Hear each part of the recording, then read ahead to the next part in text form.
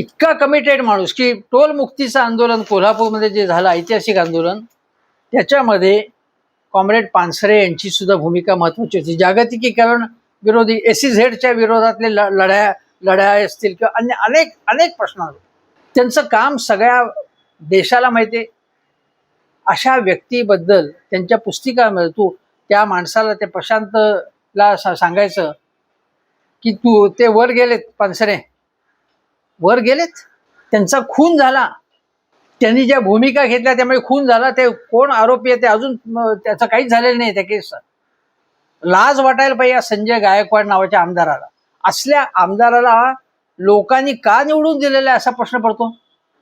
म्हणजे महाराष्ट्रावरचा कलंक आहे हा आमदार. म्हणजे लाजीरवाणी गोष्ट आहे याच्यासारखे आमदार होणं म्हणजे.